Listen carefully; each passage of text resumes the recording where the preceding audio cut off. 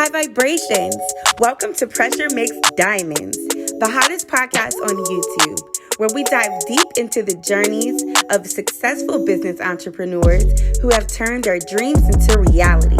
I'm your host, Cari, the Mad Alchemist, and together we'll explore the stories behind these incredible individuals, shining a spotlight on their businesses, their impact on the community, and their influence on our culture. Get ready for a high vibration experience where we celebrate the journey to success and the diamonds forged under pressure on PMD TV.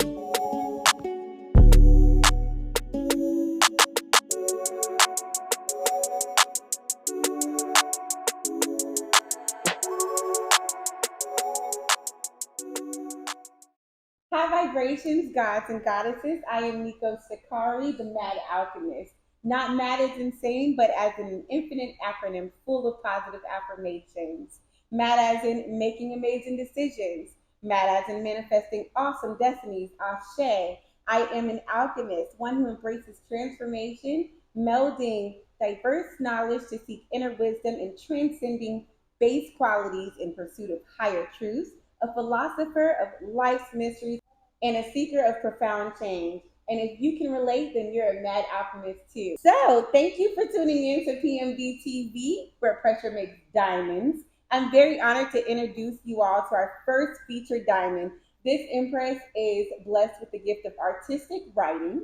She is able to mold, shape, and manipulate words into a grand masterpiece of graceful expressions. I'm happy to have the beautiful, vibrant, and talented Red Lotus the Poet, also known as Miss Cari Clark, in the building. Thank you for having me. Hey, boo. Hey. I'm so excited for you to be here. Thanks for coming. Absolutely. I have some Mad Alchemist merch for you. Thank you. Oh, wow. You want me to open it now or later? Okay, please share with us. Please share with our viewers who you are and exactly what it is that you do. Well, my name is Red Lotus the Poet. I have been a poet for about 20 years now. I've been writing probably since I was in high school, maybe a little younger. Okay. I frequent in women empowerment conferences and things like that. A lot of times people book me for those. I'm also a playwright, co-founder of a theater group in Auburn Public Theater called the Tubman Group. And I'm just navigating life and healing through the power of art. That is absolutely amazing. I love it, and I love your work. How did you first discover spoken word poetry, and what drew you to its form of expression? So I've been writing since I was like maybe in middle school, but spoken word, I was in a college prep program when I was in high school, and I had a creative writing teacher named Mrs. Tewag Bola. I will never ever forget her. Shout out, Miss Tewag Bola. Shout out to you, because she told me that I was going to write and I was going to speak. She didn't ask me; she told me that's what I was going to do. Wow, she spoke of your life. And she did, and I wrote my very first spoken word piece, and it was history from there. That's amazing. I love it. So, are there any poets or artists who have had a significant influence on your style and approach to writing or spoken word? Of course, Maya Angelou was obviously, one of the head honchos. Nikki Giovanni. Yes. I love those poets so much. And then I have a lot of local people from my hometown, Syracuse, New York, yes, that have also inspired me and influenced me to continue the work that I do. One of my favorites is Sister Soldier. I almost worshiped that woman when I was younger.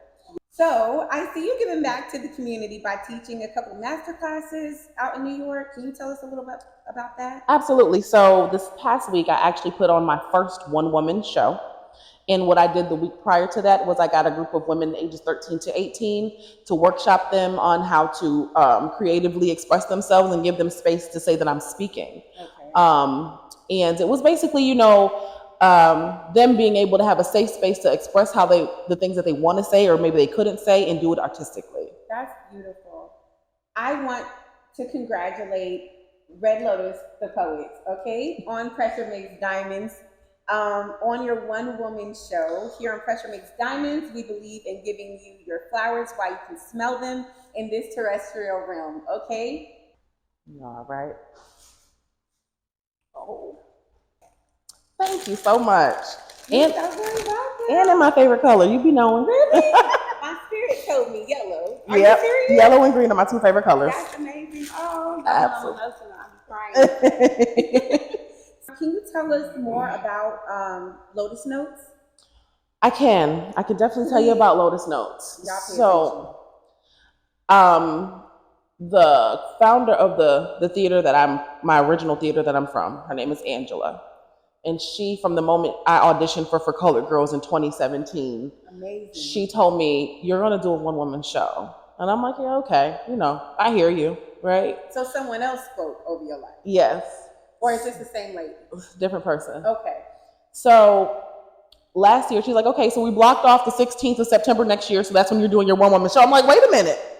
Okay. So now I really am doing this, right?" So I really had to pray about it.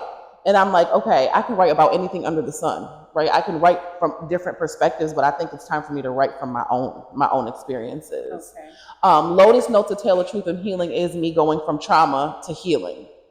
So it's identifying that the little girl in me still wasn't healed. And I was constantly battling with her at 34 years old, and I didn't want to anymore. It's going from trauma to healing, and how the little girl in me, that young girl who experienced so much trauma, was still showing up in spaces in my life and actually like creating problems where there were no problems. So I chose to heal her out loud because I feel like a lot of people don't have the ability to say or express their experiences. Like, from sexual abuse, a lot of people can't talk about that. A lot of people just swallow it and just deal with it in ways that maybe are not healthy. So I told myself, if I can help one person heal, if one person showed up to that show, I would have been happy. I have chills, y'all. I have chills. I'm so proud of you. Thank you. I'm so very proud of you. This is Pressure Mixed Diamonds. However, I have a podcast with my girl Shawnee Coos called Raising Wisdom, and we talked about childhood trauma. You guys got to check out that episode. However, you're absolutely right. And I think it's so brave of you. Oh, y'all come crying. I think it's so brave of you that you chose to be the example of healing out loud. It's so important because everybody's trying to mask what they're really going through and what they're really feeling. Mm-hmm. That's so empowering that you took on that. I have chills. Like, you can see the goosebumps on me. The spirit is real in the area, for sure. I'm so proud of you. So what did you learn about yourself after, during Lotus Notes, while performing, and afterwards? What did you learn about yourself? I learned that I was protecting people that weren't protecting me. And even when I was in the process of writing, I was still subconsciously doing it.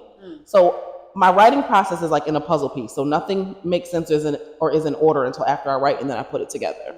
So then I would write it, I would go over it, and I'm like, oh wow, I'm still putting fluff around everything. I'm still trying to protect everybody except me. Beating around the bush. So I was frustrating myself. Like, I was getting upset with myself because I'm like, I keep making this fluff, but that's all I've been doing all my life, was making the fluff so I could protect the people that wrote themselves in my story.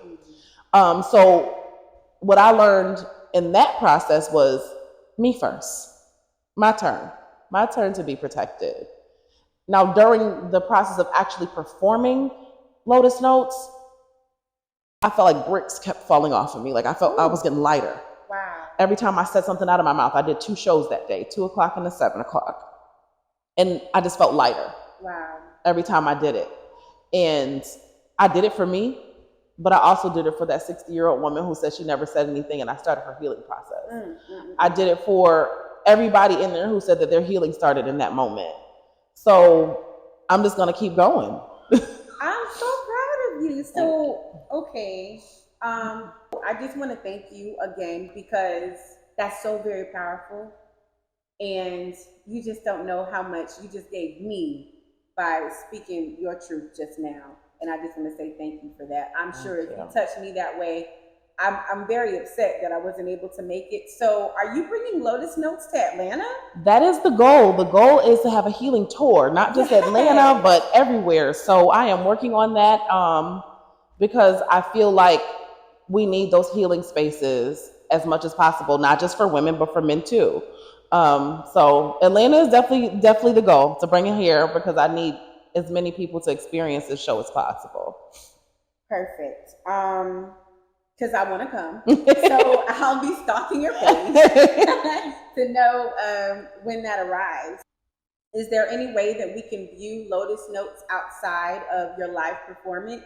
Or is this an exclusive event and you got to catch Miss Cari Clark when you catch her? Listen, y'all, it's going to have to be you experiencing Lotus Notes. Okay. I don't feel like a recording is going to suffice. I need you to be present. I need you to be there. And I need you to actually feel what's happening. That's fair enough. That is fair enough. Because I'm going to tell y'all, I tried to go ahead and see if I could figure out this question before. She didn't give me no answer.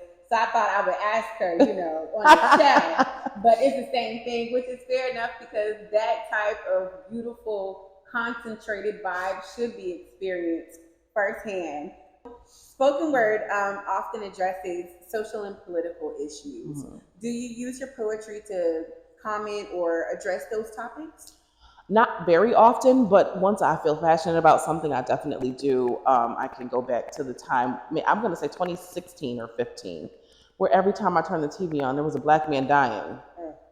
There was some white man or a cop killing them every single week, finding them hanging from trees, all these things. So the only expression I had was poetry because I was angry, right? So I do touch those topics. I'm very sensitive to them, probably more sensitive to them than I am my own stories, which is interesting. But I definitely do. I want to share with you, without getting teary-eyed, poetry is my first love.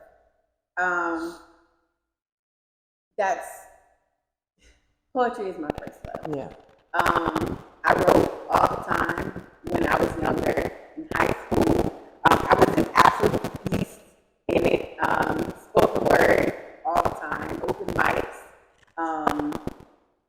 the Apache Cafe, all of that stuff back in high school, and moving forward. So I'm very grateful to be blessed with your presence, having you on as my first featured diamond on this show, because the art of poetry laid down the foundation to where I am the creative that I am today.